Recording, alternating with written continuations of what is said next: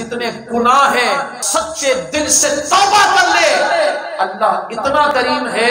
حضور فرماتے ہیں کہ جو بندہ ایک مرتبہ توبہ کرتا ہے نا، سچے دل سے توبہ کرتا ہے، اللہ تعالیٰ اسے گناہوں سے ایسا پاک فرما دیتا ہے کہ گویا اس نے گناہ کیا ہی نہیں۔ روایتوں میں آتا ہے ایک اللہ کے ولی ایک قبرستان کے قریب سے گزر رہے تھے، دو شخص ایک میت کو، جنازے کو کندھا لے کر قبرستان کی طرف جا رہے تھے۔ ان اللہ کے ولی نے کہا کہ اے لوگو، تم نے اس بندے کو قتل کیا ہے نا، تم اسے چھپانے جا رہے ہو نا؟ اس نے کہا حضور ہم نے قتل نہیں کیا ہے، اس کی ماں وہاں پر قبر کے پاس کھڑی ہے، اس کی ماں نے کہا تھا کہ اس کو یہاں پر لے کر آؤ اور رات کی تنہائی میں دفنا دو۔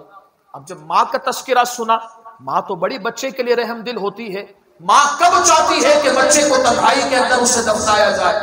کہا اب اللہ کے ولی ماں کے پاس گئے اور ماں سے کہا اے بڑھیا بتا یہ تیرا بیٹا ہے اور تو نے ان کو کہا تھا کہ رات کی تنہائی میں بچے کو دفنایا جائے؟ ماں کہتی ہے بالکل یہ میرا بیٹا ہے اور میں نے ہی کہا تھا کہ رات کی تنہائی میں اسے دفنایا جائے۔ اب اللہ کے ولی تھے نا، انہوں نے کہا اے بڑھیا بتا اس کی وجہ کیا ہے کہ رات کی تنہائی میں اور کسی کو ساتھ نہیں لیا، صرف دو بندے خاموشی کے ساتھ تو اسے دفنا رہی ہے، کوئی معاملہ ہوا ہے؟ وہ بڑھیا رونے لگی اور رو کر کہتی ہے اے اللہ کے ولی یہ میرا بیٹا ضرور ہے لیکن رب کا بڑا نافرمان تھا، رب کی بارگاہ میں اس نے صرف گناہ ہی گناہ کیے ہیں، نیکی کوئی نہیں کی ہے۔ فرماتی ہیں کہ جب اس کا انتقال کا وقت قریب آیا نا تو اس نے مجھ سے کہا کہ اماں میری وصیت ہے، میں دنیا میں تو کوئی رب کی عبادت نہیں کر سکا ہوں، اب رب کی بارگاہ میں جا رہا ہوں، اماں مجھ پر احسان کرنا، 3 وصیتیں ہیں، اس کو قبول کر کے اس وصیتوں پر عمل کر دینا۔ ماں نے کہا بیٹا کیا وصیت ہے؟ کہا اماں سب سے پہلی وصیت یہ ہے کہ میں رب کا مجرم ہوں۔ کہا اماں جان جب میرا انتقال ہو جائے نا میرے گلے میں پٹا ڈالنا اور میرے گلے میں پٹا ڈال کر مجھے گلی کوچوں میں اس پٹے کے ساتھ لے کر جانا تاکہ لوگوں کو پتا چلے جو رب کا نافرمان ہوتا ہے اس کے ساتھ یہی معاملہ کیا جاتا ہے۔ کہا پھر اماں جان میرا انتقال ہو جائے نا جنازہ رات کی تنہائی میں پڑھانا اور تنہائی کے اندر کسی کو بلانا نہیں، تنہائی کے اندر ہی مجھے قبر میں ڈال دینا تاکہ کوئی مجھے دیکھ کر یہ نہ کہے کہ دیکھو گناہگار جا رہا ہے، دیکھو گناہگار جا رہا ہے، کوئی نہ کہے، بس میں جانوں اور میرا رب جانے۔ کہا اماں جان تیسری وصیت یہ ہے کہ جب مجھے قبر میں اتار دو نا تو اپنے بالوں میں سے ایک سفید بال میرے کفن پر رکھ دینا کہ میں نے سنا ہے کہ اللہ تعالیٰ اسے عذاب دینے سے حیا فرماتا ہے جس کے سفید بال ہوتے ہیں۔ اب روایت میں آتا ہے وہ بڑھیا کہتی ہے کہ جب میرے بچے کا انتقال ہوا نا تو میں نے اپنے بچے کے گلے میں پٹا ڈالا، اسے گھسیٹنا شروع کیا، اب ابھی پٹا ہی ڈالا تھا، ابھی گھسیٹنا ہی چاہ رہی تھی، ایک کونے سے غیب کی آواز آئی اے بڑھیا تیرا بچہ تھا گناہگار،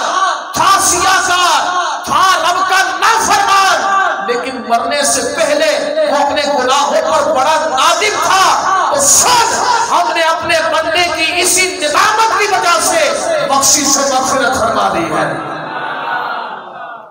بخشش کر دی ہے، مغفرت فرما دی ہے،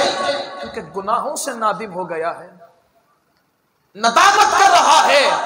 کہا بس پہلی وصیت تھی میں کرنا چاہتی تھی لیکن مجھے روک دیا گیا، فرمایا دوسری وصیت تھی کہ رات کی تنہائی میں، بس رات کی تنہائی میں اسی لیے لے کر جا رہی ہوں۔ جب اللہ کے ولی نے سنا نا کہ غیب سے ایسی آواز آئی ہے، بخش دیا گیا ہے، تو اللہ کے ولی فرماتے ہیں کیوں نہ پھر اپنے ہاتھوں سے اس کو میں خود قبر میں اتاروں۔ اللہ کے ولی اسے قبر میں اتارتے ہیں، جب قبر میں اسے اتار دیتے ہیں نا تو بڑھیا سے کہتے بڑھیا اپنے بچی کی تیسری وصیت کو بھی پورا کر، نکال اپنے جسم کا سفید بال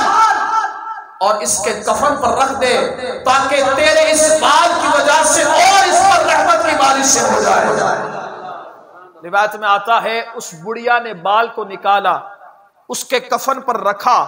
ابھی قبر ہی کو صحیح کیا جا رہا تھا کہ اس کے کفن سے ہاتھ ہلنے لگے، اس کے ہاتھ ہلنے لگے، جسم میں لغزش پیدا ہوئی، وہ اٹھا۔ اب جیسے ہی وہ اٹھا نا کفن پہن کر، تو اللہ کے ولی ایک دم ڈر گئے۔ اب باہر نکلے، وہ قبر میں مردہ جو پہلے مردہ تھا اب اٹھ کر مسکرا کر کہتا ہے، جملہ سنیں، وہ مسکرا کر کہتا ہے، اے اللہ کے ولی، خدا کی عزت کی قسم، میرا رب بڑا رحیم ہے، بڑا رحمان ہے، بڑا کرم کرنے والا ہے، بس زندگی بھر کے گناہوں کو ایک ندامت کی وجہ سے اس نے بخش دیا ہے اور مجھے جنت عطا فرما دی ہے۔ یہ ہے میرا رب، یہ ہے میرا کریم رب، صرف ایک ندامت اس کے گناہوں کو معاف کر دیتی ہے۔